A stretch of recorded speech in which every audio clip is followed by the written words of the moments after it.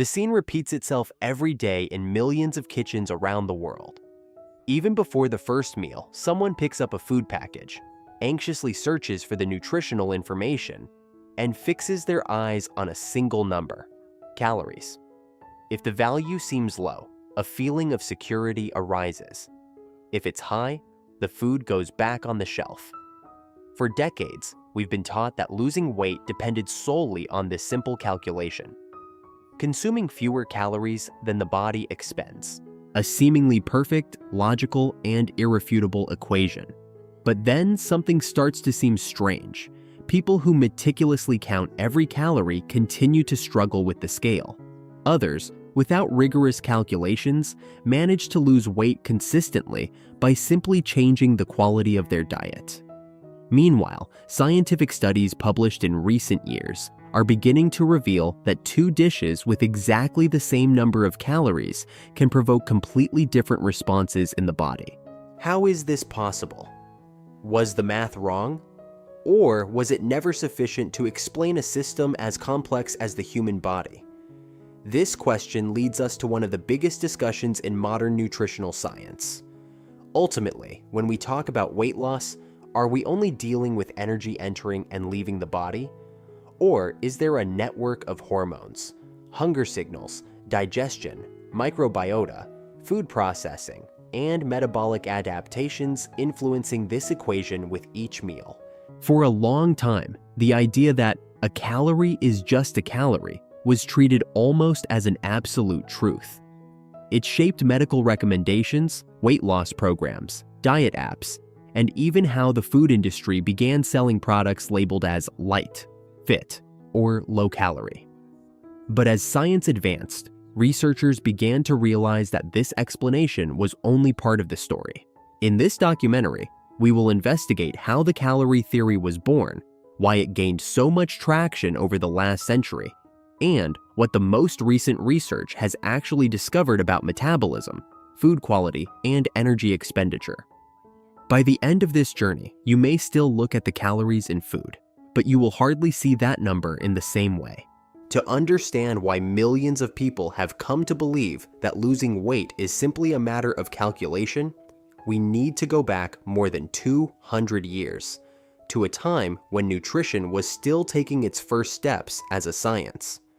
In the 18th and especially the 19th centuries, the Industrial Revolution completely changed the way the world viewed machines. Steam engines transformed heat into movement. Factories produced on an unprecedented scale. Physics advanced rapidly, and one concept gained prominence: the conservation of energy. If a machine needed fuel to function, would the human body be much different? This question seemed extremely logical to the scientists of the time. It was then that a revolutionary idea emerged: measuring the energy contained in food. To do this, researchers developed equipment known as bomb calorimeters. The process was simple, although impressive. The food was placed inside a completely sealed metal chamber and burned to the end. The heat released heated a known quantity of water, allowing them to calculate exactly how much energy that food contained. Thus was born the unit we know as the calorie. In practice, a kilocalorie represents the amount of energy needed to raise the temperature of 1 kilogram of water by 1 degree Celsius. With this method, it became possible to objectively compare different foods. 1 gram of carbohydrate provided about 4 calories. 1 gram of protein also. 1 gram of fat delivered approximately 9. For the first time, it seemed possible to transform food into numbers. At the end of the 19th century, the American chemist Wilbur Olin Atwater took this idea even further. He adapted this knowledge to estimate how much energy the human body could obtain from food, creating the famous Atwater factors, which still appear on nutritional labels today. It was a huge scientific advance. For the first time, doctors, researchers, and governments had a tool to estimate energy needs, combat malnutrition, and plan the diet of soldiers, workers, and entire populations. In that historical context, the model made perfect sense.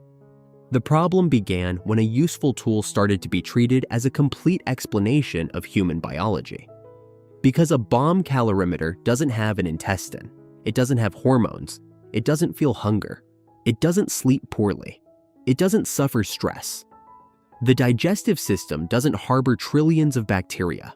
Much less does it adapt its functioning to conserve energy when it senses food is becoming scarce. It simply burns everything. The human body does something far more sophisticated. Even so, for much of the 20th century, the idea of energy balance became the main explanation for weight gain and loss. The logic was irresistible in its simplicity. If you ingested more energy than you expended, you would store the excess mainly in the form of fat. If you consumed less energy than you used, you would resort to bodily reserves. From the point of view of the laws of physics, this remains true. Energy doesn't disappear, it needs to be conserved. But there is a huge difference between accepting this physical principle and concluding that the body functions like a perfectly predictable calculator. Imagine two people consuming exactly 2,000 calories a day. The first bases their diet on minimally processed foods, rich in fiber, protein, and vegetables. The second obtains the same 2,000 calories mainly from ultra-processed foods, sugary drinks, and refined products. If only calories mattered, both should exhibit virtually identical metabolic responses. But it was precisely this hypothesis that researchers began to question. Experiments began to show differences in satiety, hormonal response, digestion speed, post-meal energy expenditure, and even spontaneous eating behavior. In other words, the amount of energy was the same, but the way the body dealt with that energy could be completely different. It was at this point that science realized something fundamental. Perhaps the mistake was never counting calories. Perhaps the real mistake was believing that they were the only important piece of an infinitely more complex puzzle. And that's precisely where our investigation takes an unexpected turn. Because when researchers began comparing foods with the same caloric value, they discovered that the human body seemed to perceive them in completely different ways. Imagine two people entering a restaurant and ordering meals with exactly 600 calories. The first chooses a grilled fish fillet, vegetables, brown rice, and a portion of beans. The second opts for soda, French fries, and a highly processed hamburger. In the calorie counting app, both register exactly the same number. If the simplified theory were complete, the two organisms should react practically the same way. But this is where reality begins to defy appearances. In the minutes following a meal, the body initiates an impressive sequence of processes that no nutritional table can show. The digestive system needs to break down food, absorb nutrients, produce hormones, send signals to the brain, control blood glucose, and decide whether some of that energy will be used immediately or stored for the future. And all this depends on much more than just the number of calories. The first difference appears in digestion itself. Foods rich in fiber have a more complex physical structure. The body takes longer to break them down, slowing down glucose absorption and prolonging the feeling of satiety. Many ultra-processed foods, on the other hand, reach the intestine practically pre-digested. Their structure has been modified during industrial processing, making absorption much faster. The result? Two meals with the same energy can produce completely different glucose and insulin curves. In some people, this accelerated absorption leads to a faster drop in blood glucose hours later, increasing the feeling of hunger and stimulating the consumption of more food throughout the day. It doesn't happen the same way in all individuals, but this pattern has been observed in several studies. Then a factor that rarely comes up in conversations about weight loss comes into play: the thermic effect of food. Every time you eat, your body needs to expend energy to digest, absorb, transport, and metabolize nutrients. This process also consumes calories, but this expenditure varies considerably depending on the type of food. Proteins require much more work from the body. On average, About 20% to 30% of the energy contained in them can be used during their digestion and metabolism. Carbohydrates usually have an intermediate thermic effect, generally between 5% and 10%. Fats, on the other hand, require less energy to be processed, often between 20 and 3%. This means that foods with the same caloric value do not necessarily deliver the same amount of net energy available to the body. Another frequently ignored element is satiety. Our brain doesn't have a calorie counter.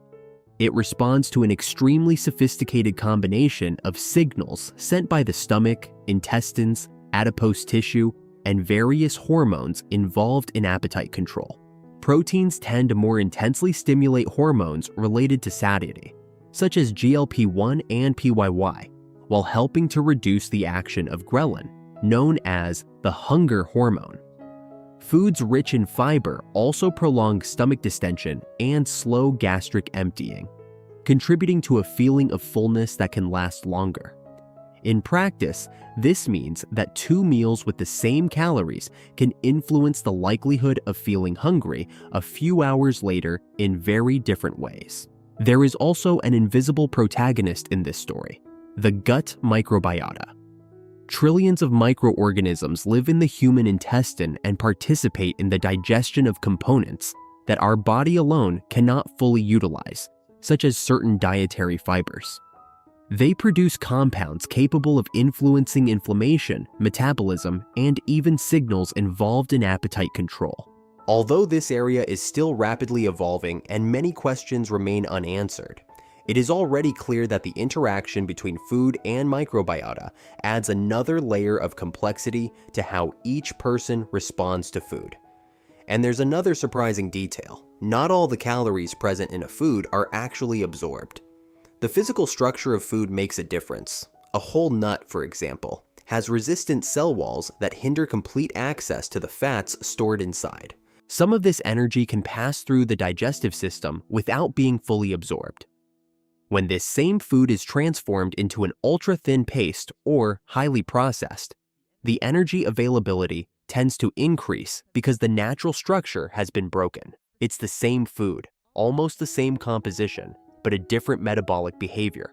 This phenomenon helps explain why the degree of processing also matters. The more a food retains its original structure, the more work the body usually requires to digest it. In many ultra-processed foods, the opposite occurs. Soft texture, reduced chewing, accelerated digestion, and easier consumption. It's not just a matter of nutrients. It's also a matter of food engineering. Therefore, when someone states that a calorie is a calorie, this phrase needs to be understood carefully. From a physics standpoint, a calorie still represents a unit of energy.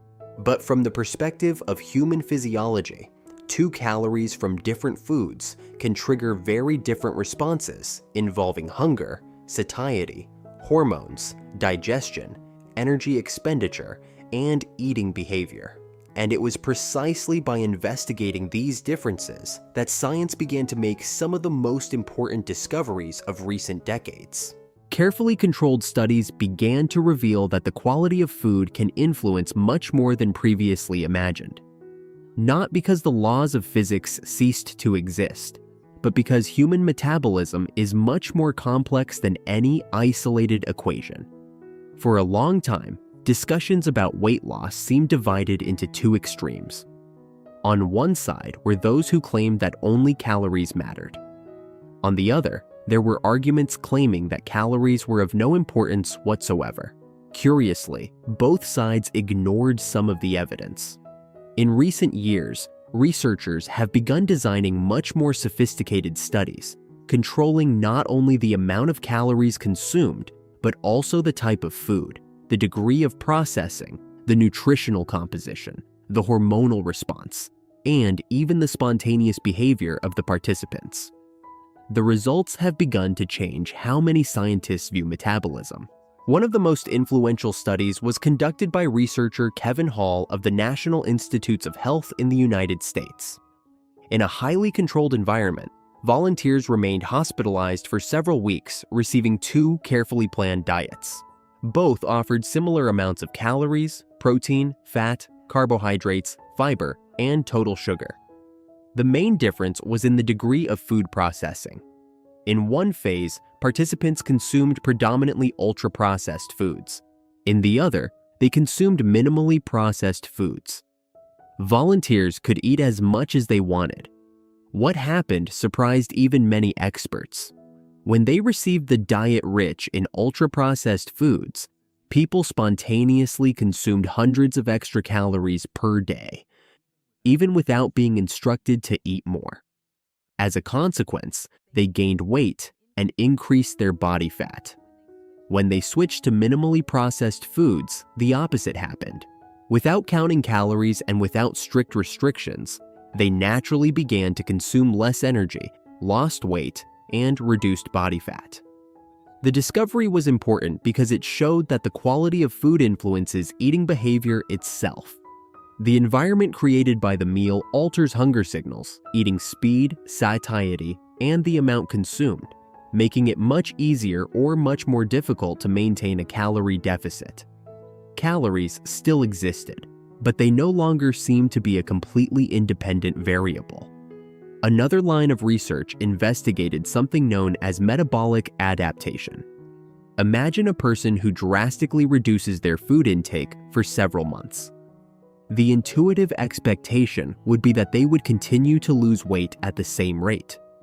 But the body possesses survival mechanisms developed over millions of years of evolution. When it perceives a prolonged reduction in energy availability, it begins to conserve energy.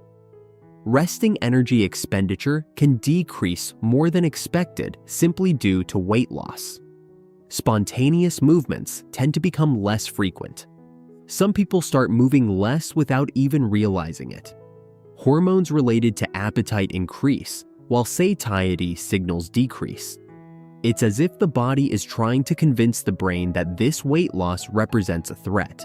This phenomenon helps explain why maintaining weight loss is usually more difficult than initiating it. It doesn't mean that losing weight is impossible. It simply means that the body actively participates in the equation.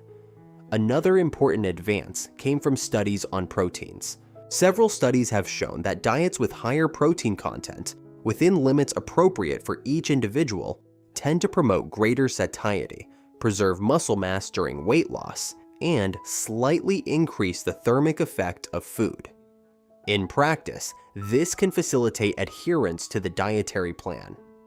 Not because protein magically burns fat, but because it helps many people feel less hungry and maintain an energy intake compatible with their goals.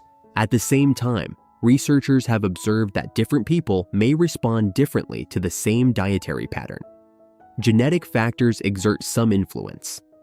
The level of physical activity also plays a role. Sleep quality, the degree of chronic stress, age, the composition of the gut microbiota, the use of certain medications, the presence of metabolic diseases. All of this modifies, to a greater or lesser degree, the body's response. This variability helps explain why a strategy that works very well for one person may produce modest results in another. This does not mean that everyone has their own science. The basic principles remain the same, but there is room for individualization. Another point that has gained prominence involves ultra-processed foods. Today, there is a growing volume of research associating high consumption of these products with a higher risk of obesity, type 2 diabetes, cardiovascular disease, and other chronic conditions. Although not all mechanisms are fully understood, it is believed that factors such as high energy density, low satiety, texture that facilitates rapid consumption, hyperpalatability, and specific ingredient combinations contribute to this scenario. It is important to make a distinction. These studies, for the most part, show associations and, when added to the available clinical trials, strengthen the hypothesis that reducing the consumption of ultra-processed foods can bring benefits to many people. However, this does not mean that an isolated ultra-processed food is the direct cause of a disease or that a natural food alone is capable of preventing it. Diet functions as a pattern built over time. Perhaps this is one of the greatest changes in perspective brought about by modern science. For decades, we sought answers in isolated nutrients. Then, we began to look for culprits in carbohydrates, fats, or proteins. Now, there is a growing understanding that the body responds to the whole. Foods, dietary patterns, lifestyle habits, sleep, physical activity, stress, and social context interact continuously. And then we arrive at the most uncomfortable question of all.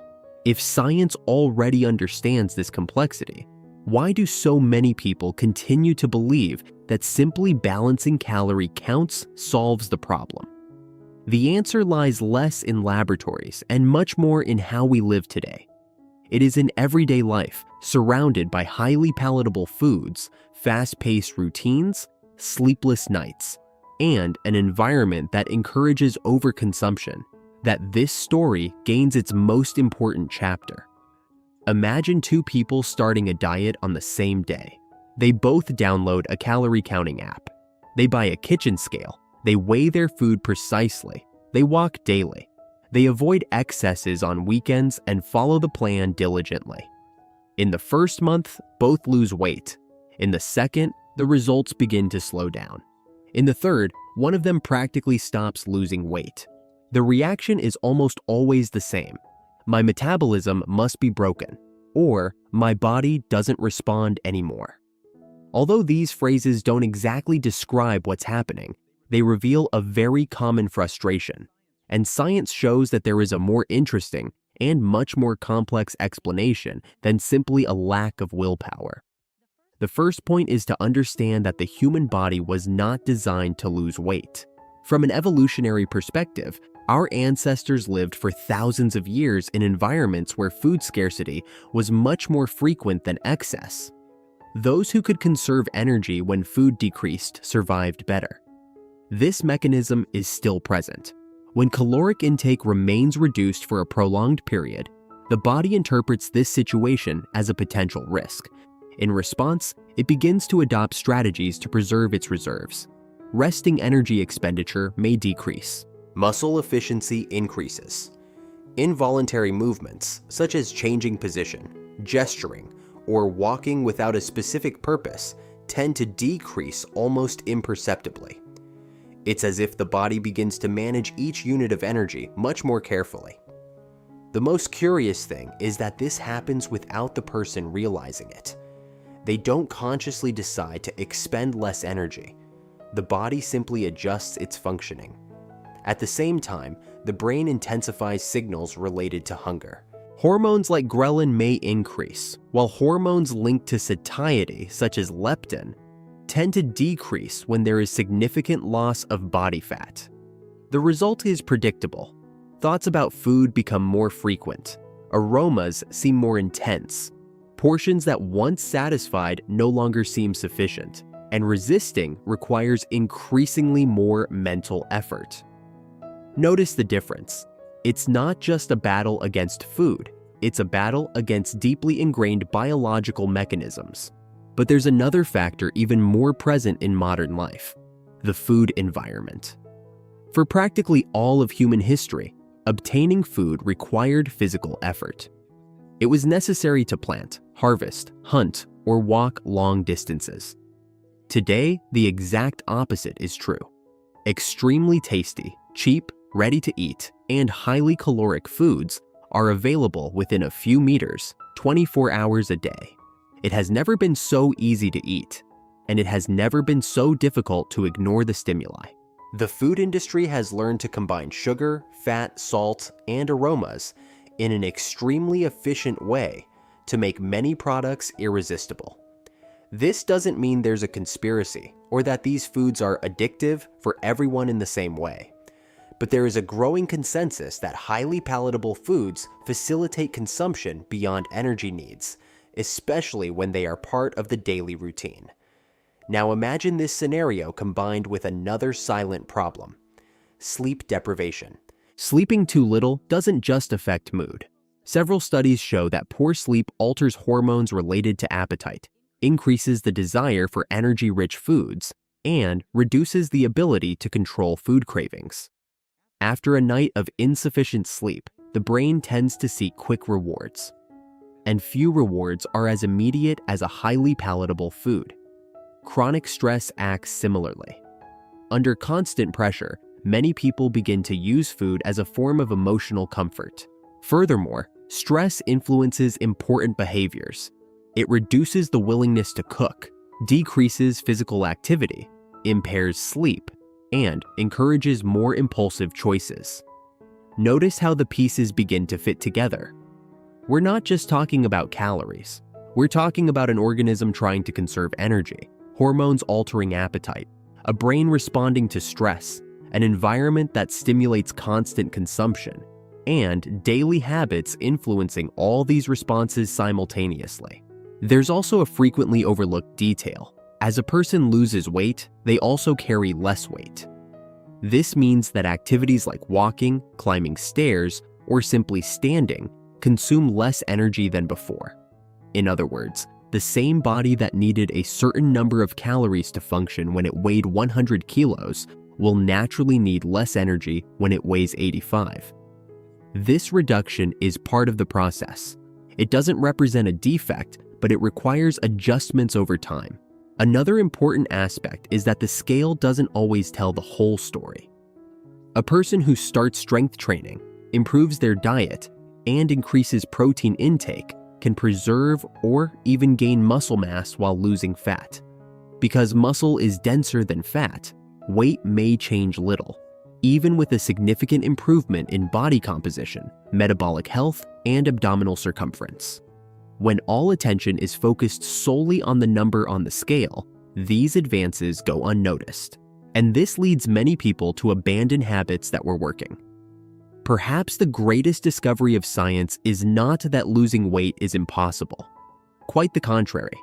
Millions of people manage to lose weight and maintain results for long periods.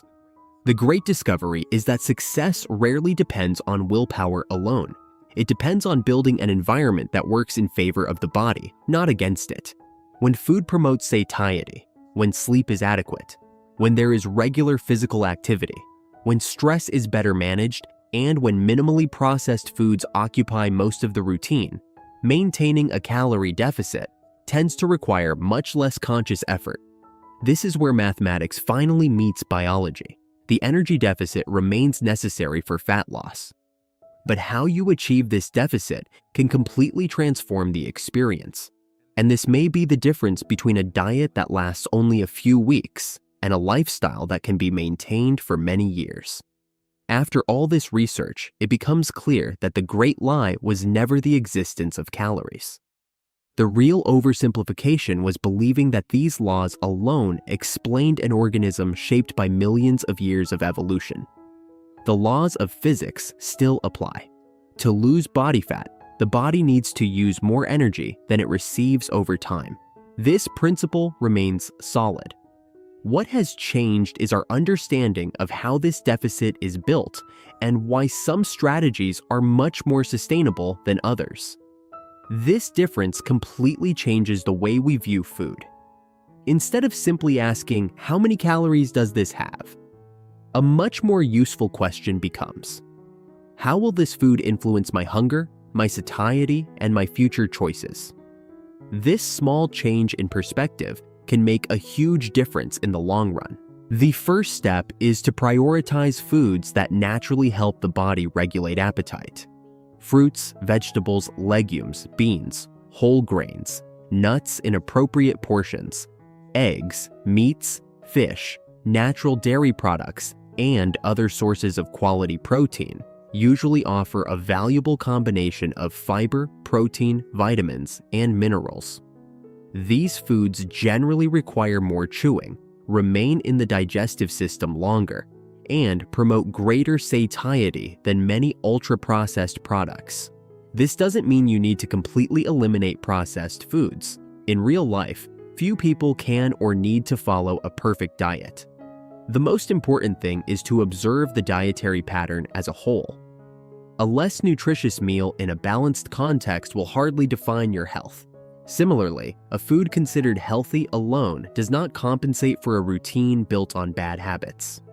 Another important lesson is to abandon the idea of forbidden foods. Extreme restriction often produces a paradoxical effect. The more a food is treated as completely forbidden, the greater the desire for it tends to be in some people. When consumption finally occurs, guilt often appears, followed by a feeling of failure and abandonment of the diet. A more flexible model tends to be more sustainable. Instead of seeking perfection, seek consistency. Another essential point is to ensure adequate protein intake throughout the day. In addition to contributing to the maintenance of muscle mass, especially during weight loss, proteins increase satiety and have a greater thermic effect than other macronutrients. This doesn't mean overdoing it, but distributing them in a balanced way throughout meals, respecting individual needs, and, when necessary, the guidance of a healthcare professional. Physical activity also deserves a new perspective. Many people see exercise only as a way to burn calories, but its benefits go far beyond that. Strength training helps preserve muscle mass during weight loss.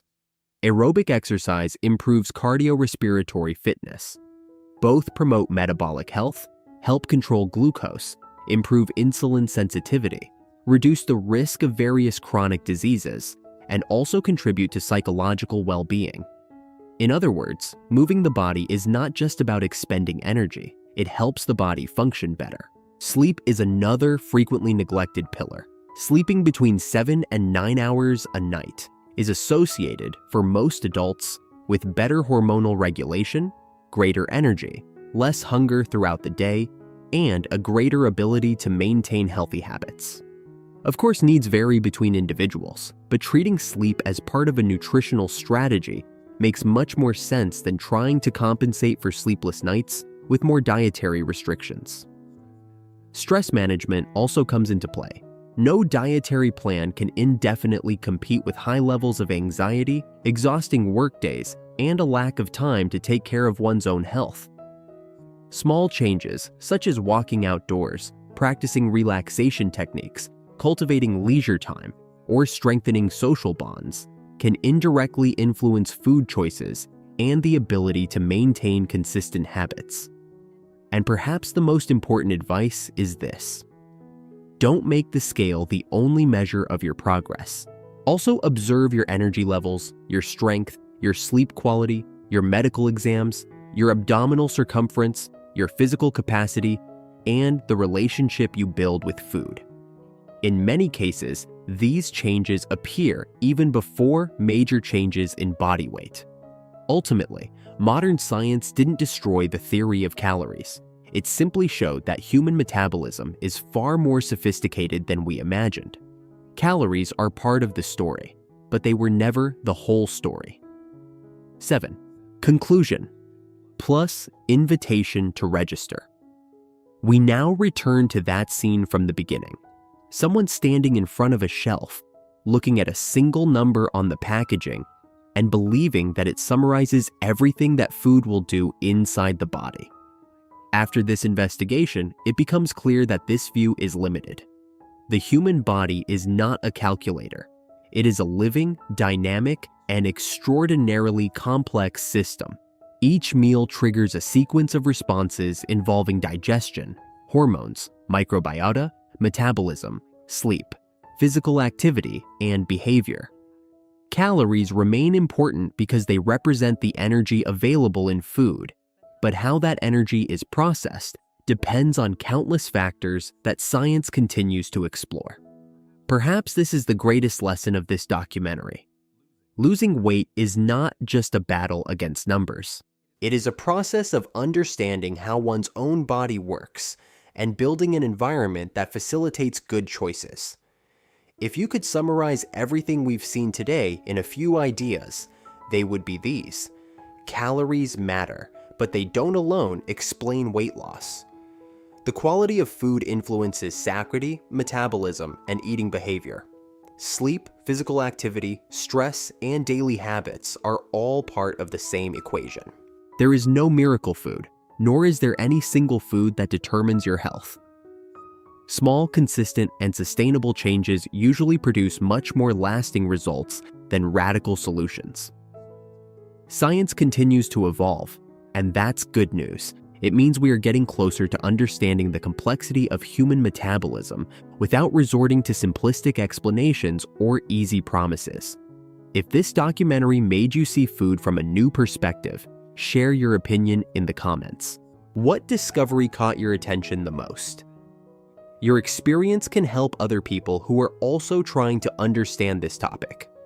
If the content was useful, leave a like, share this video with those who still believe that losing weight is just a matter of math, and subscribe to the channel to follow the next documentaries based on scientific evidence. In the next video, we'll investigate another topic surrounded by myths and discover how science separates facts from beliefs when it comes to food and health. Until then, remember, knowledge doesn't just change how we look at food, it changes how we take care of ourselves.